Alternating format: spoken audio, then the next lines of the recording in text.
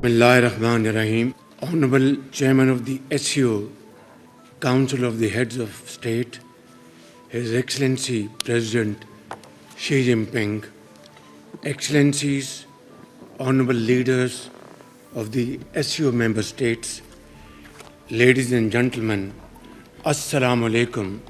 It is my great pleasure to be in Tianjin, a wonderful city that represents China's core values as a connector and bridge of cultures and civilizations. We gather here in Tianjin to reaffirm these values as manifested by our host nation, the People's Republic of China.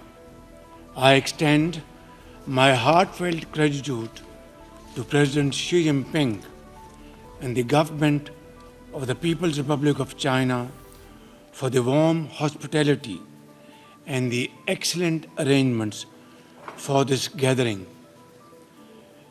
It also gives me great pleasure to offer my felicitations and warm wishes to brotherly country Uzbekistan and Kyrgyzstan as they celebrate their National Day.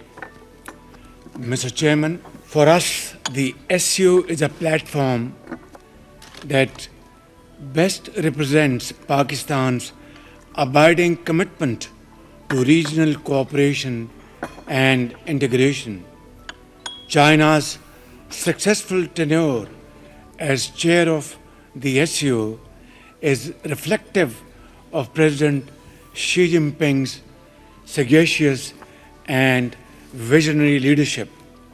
Today, China's global leadership is exemplified not only through the SCO but also in landmark initiatives such as GDI, GSI, GCI, and Belt and Road Initiative, with the China-Pakistan Economic Corridor, known as CPEC, as its flagship project.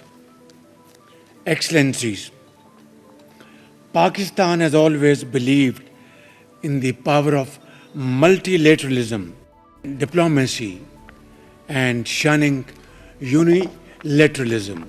And yet, to our shock and deep disappointment, the region witnessed extremely disturbing developments during the last few months. Pakistan supports and respects sovereignty and integrity of all SCO members and its neighbors. We respect all international and bilateral treaties and expect similar principle to be followed by all SCO members. Uninterrupted access to due share of water as per existing treaties among the SCO members will strengthen the SCO working smoothly and will support the achievement of broader goals for which SCO was established.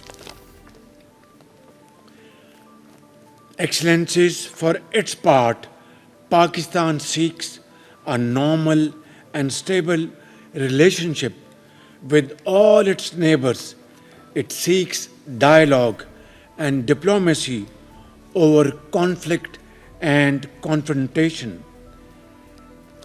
In the meanwhile, we will continue our efforts along with all SCO members and the chairman of SCO to promote peace, progress and prosperity in the entire region, and to ensure lasting peace in South Asia.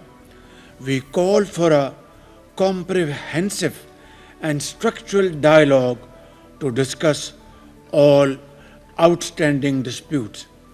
And Honorable Chairman, I will request for your kind consideration to lead this dialogue under your sagacious leadership so that we can have its dividends as early as possible.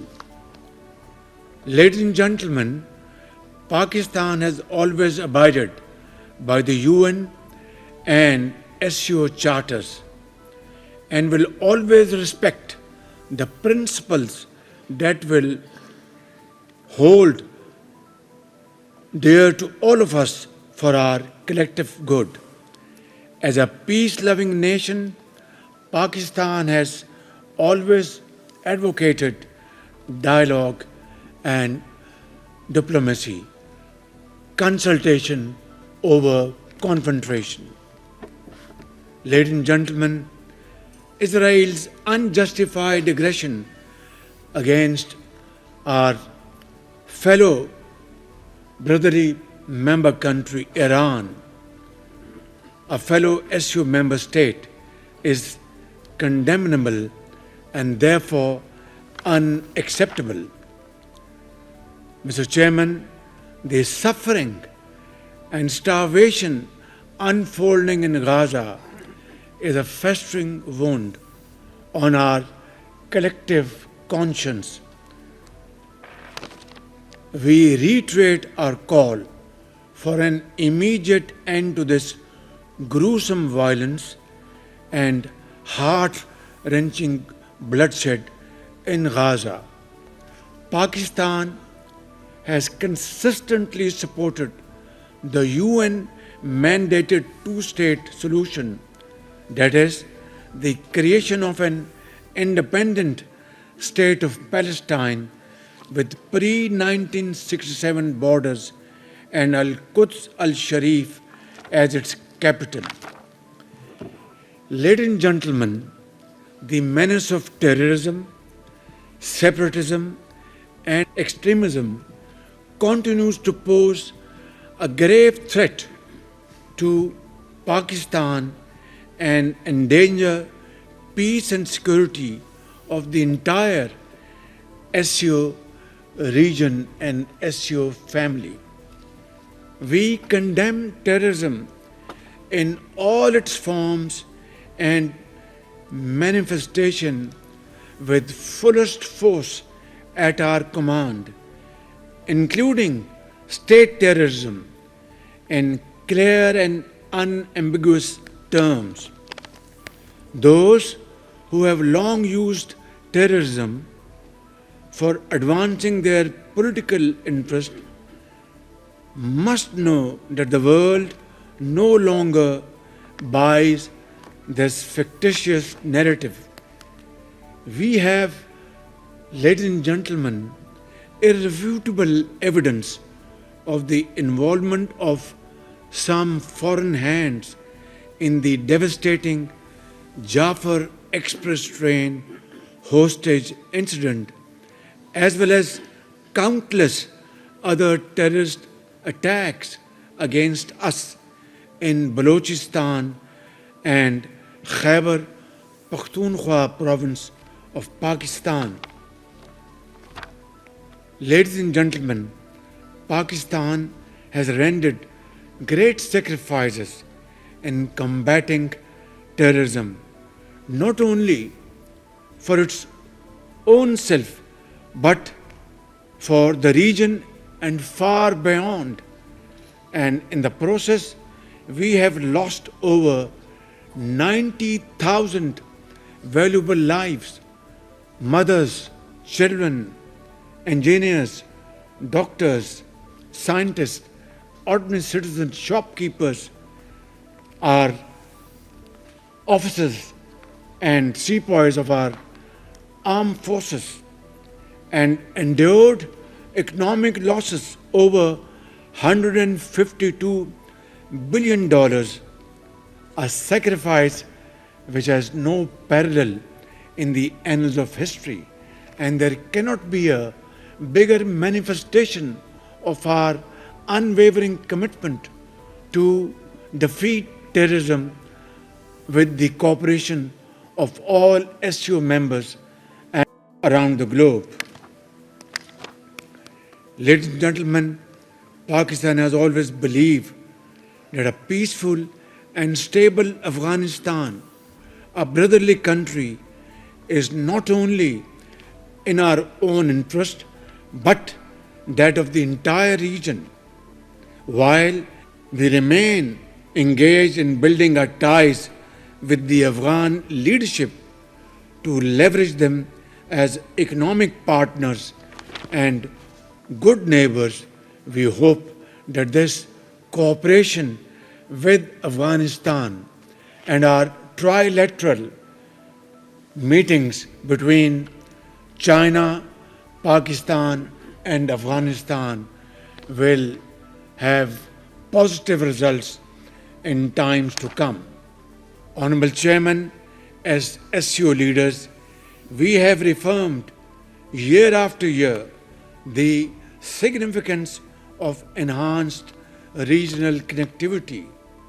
This requires efficient land, air, and rail transport corridors to ensure reliability of supply chains. Expansion of the China-Pakistan Economic Corridor, the flagship project of the Belt and Road Initiative, can serve as a practical demonstration of SCO's vision for regional connectivity and economic integration. Excellencies, as I speak before this August Assembly of Great Leaders, my country is once again passing through unprecedented torrential rains, cloudbursts, and massive devastation due to consequent flooding in 3 of our major rivers. These floods have resulted in the loss of huge numbers of human lives and has damaged severely our infrastructure, property, and crops as well, and loss of precious livestock. Ladies and gentlemen, we deeply appreciate the international community's, including China's, solidarity and sympathy and support with us, and I thank you all. Just as my brave and resilient people are engaged in the rescue and rebuilding efforts, we are also focused on charting a new path of hope, evident in Pakistan's impressive economic recovery over the last 18 months, paving the way for a prosperous future and great cooperation with all of you sitting on this table. Our economic transformation plan is founded on 3 pillars: to expand our trade through export-led growth, 2, to explore new avenues for foreign investment in infrastructure, agriculture, AI, IT, mines and minerals, and energy, and to encourage innovation and research and development, and thirdly, to enhance revenue generation through comprehensive tax reforms in Pakistan under my watch like never before. Ladies and gentlemen, we are empowering our youth because youth is our challenge, and in Chinese adage parlance, a challenge always carries with it an opportunity, and therefore our youth bulge is a challenge as well as an opportunity, and creating exciting opportunities for them for their productive encouragement and meaningful employment. These efforts are already showing encouraging results with reduced inflation, a current account surplus, and a soaring capital market in the region. Excellencies, to conclude, I reiterate Pakistan's solemn and unwavering commitment to the SCO Charter and reaffirm our steadfast resolve to uphold the noble values of the Shanghai spirit. In conclusion, our journey ahead may be long, arduous, and at times it will be bumpy and uncertain, with scorching days and chill winds that would test our resolve, our patience, our commitment. But the destination we seek makes it all worthwhile, a future of shared peace, stability, and prosperity for 3.5 billion citizens of our SCO family members. Together, let us stay the course. I thank you all.